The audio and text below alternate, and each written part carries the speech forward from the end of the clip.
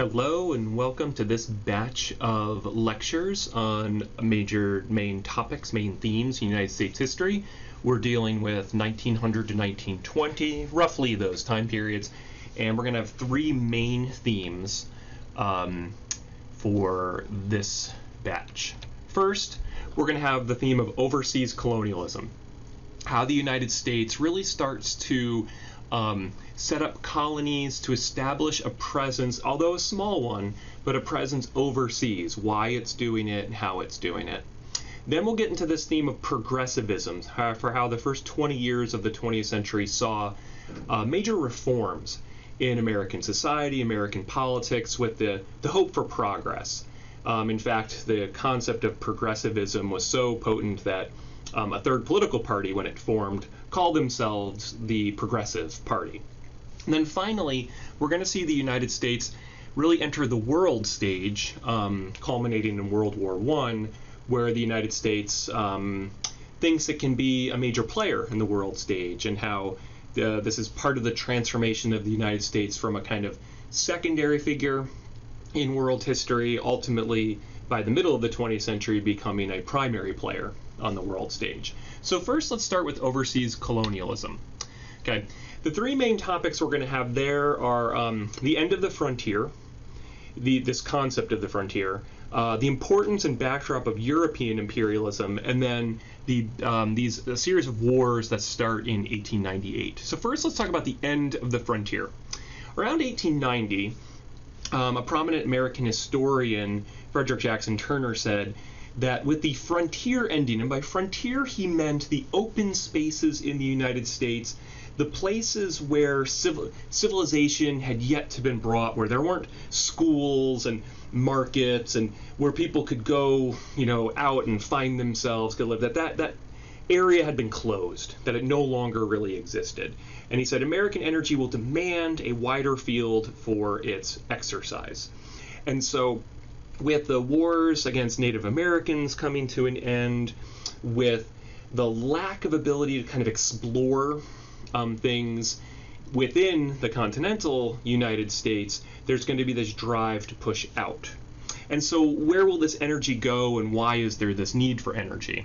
Well, partly there's this energy from the mass production that's going on during the years before it, how the United States is creating more and more and more goods, and so it needs places to sell those goods.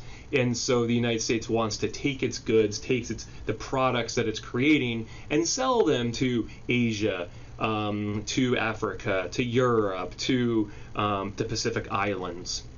Also, the need for resources, that the United States wants to start extracting and getting resources, whether it's rubber from Africa, or whether it's sugar, or whether it's just different resources the United States wants to get.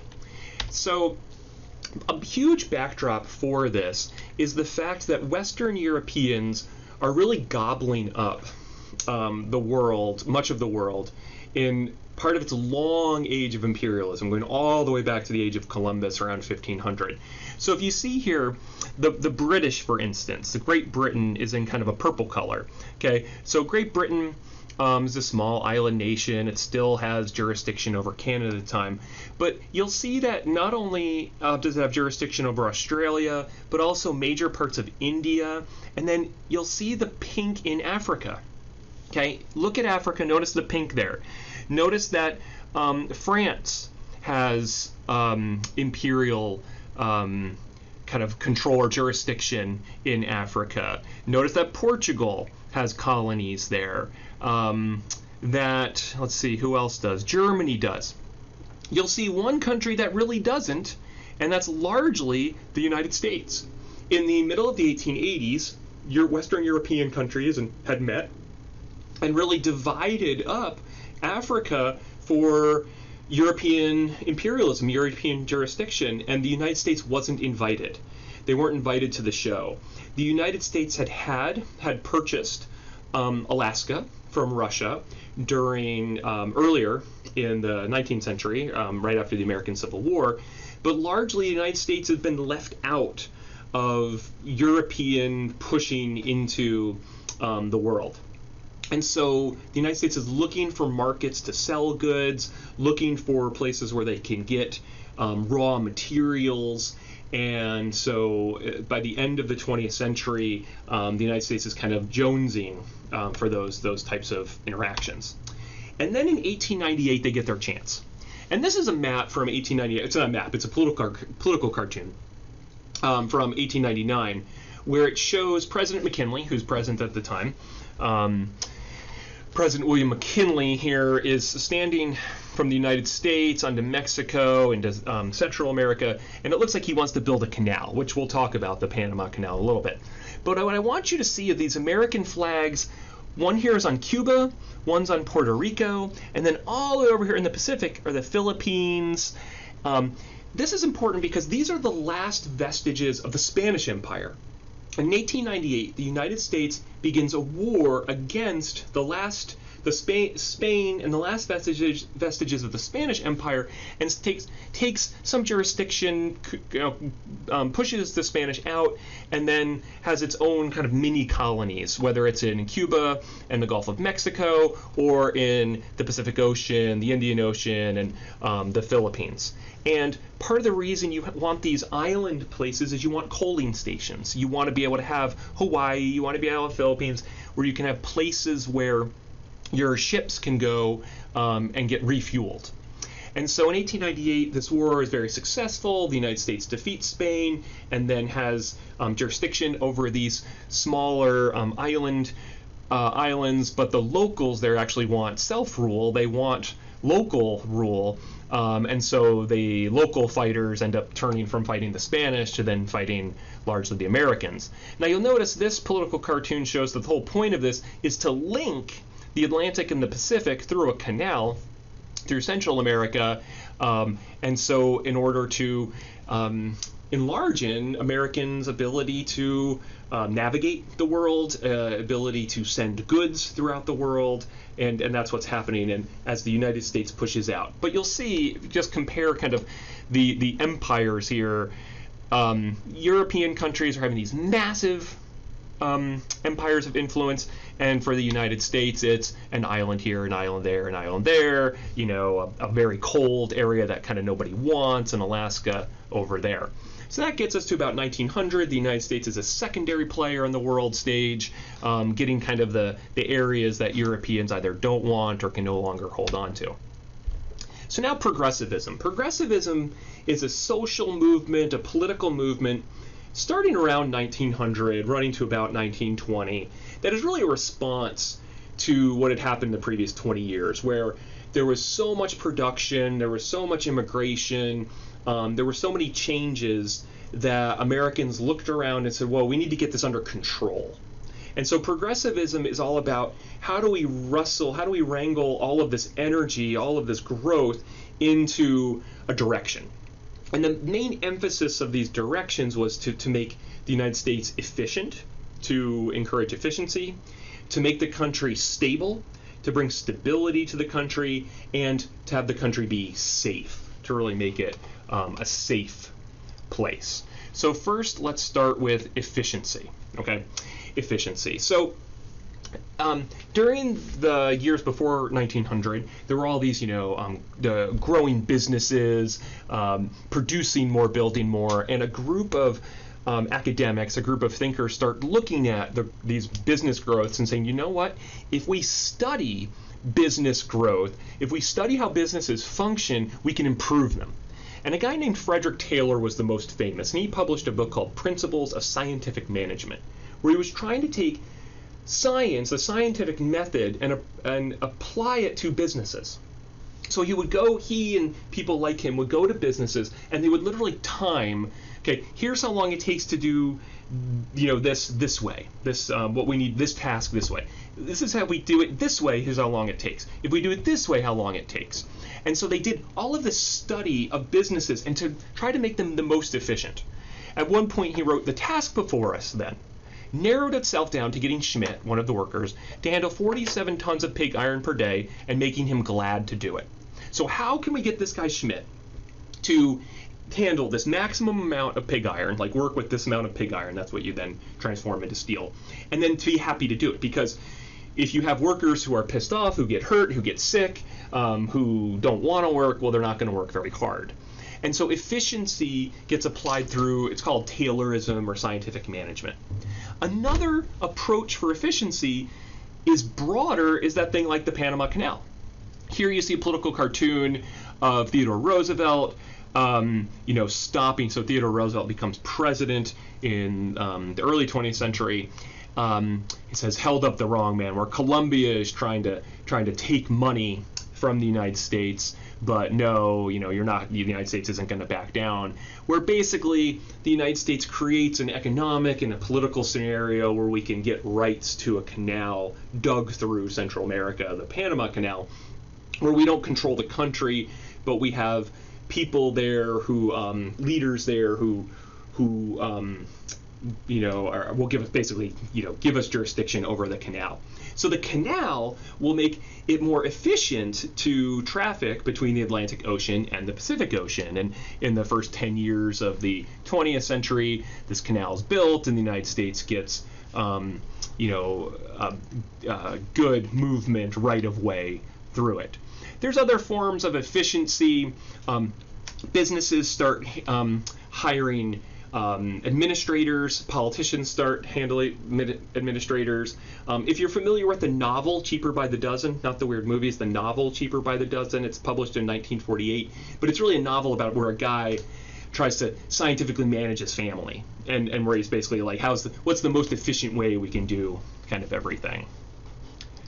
Okay, another main theme is stability. So you've got all this growth, all this building. How do you make the country more stable?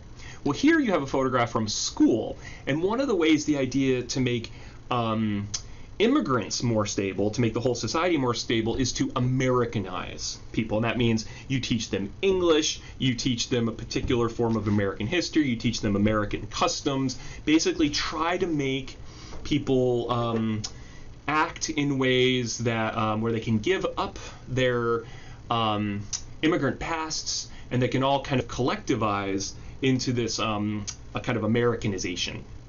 And so, school becomes a really important place where you learn those manners, where you learn certain ways of approach, you learn the Constitution, you learn that, you do the Pledge of Allegiance, where you become a good American. That's one kind of form of stability.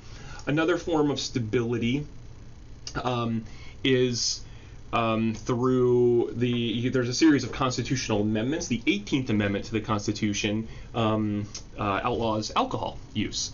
And so you're trying to make things stable by not having people, drink alcohol and then, behave in scary ways. There's other constitutional amendments at the time. The 16th Amendment allows for the federal government to enact an income tax, and that's to bring efficiency to the government, so the government can have money to spend. The 17th Amendment is the direct election of senators. That means the people of a state elect their senators, not a state legislature selecting it. And then finally, the 18th Amendment is prohibition against alcohol. And then the 19th Amendment, we'll get to that, is women's rights to vote. So stability is another. There's stability. We see things from, like, in 1903, Theodore Roosevelt, the president, forms the Bureau of Corporations. So that's what it's businesses to get together to say, hey, how do we make our industry more stable?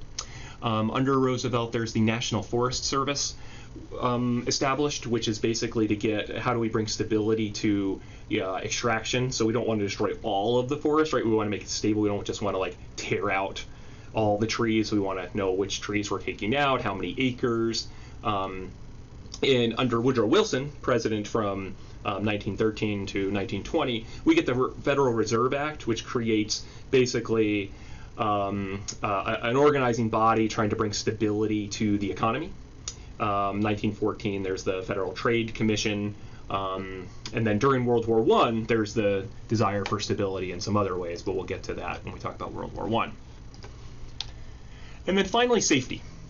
Okay, safety. So, for instance, how do you know your food is healthy? How do you know the drugs you're taking is healthy? So you get the Food and Drug Administration created, where you have these, you see in the photograph here, folks going around and looking at, the pigs and the cows and the milk that you're drinking. Is what they're saying, is it actually milk?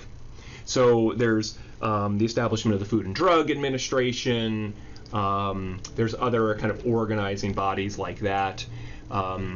There's the Meat Inspection Act, 1906. That's what you actually see photographed there.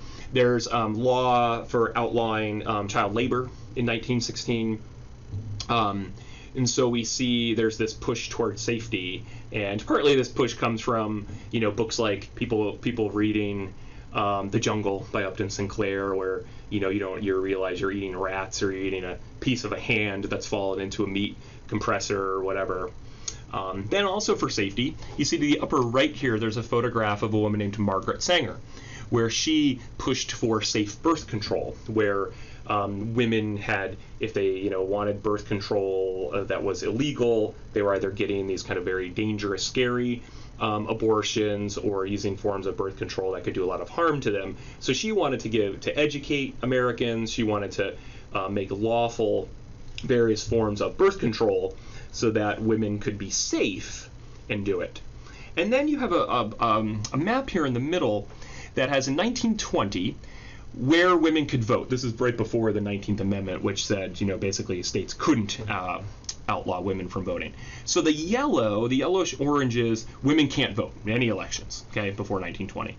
The blue, the kind of light blue is where women could vote in primaries, so they could help decide who would be the candidates but couldn't vote in elections. And then complete voting rights for women is in that kind of more darkish blue, which you'll notice the West has the furthest complete voting rights. And part of the reason for that is these Western states have new constitutions, new state constitutions. They want to encourage men and women to immigrate there. They want to have their numbers go up.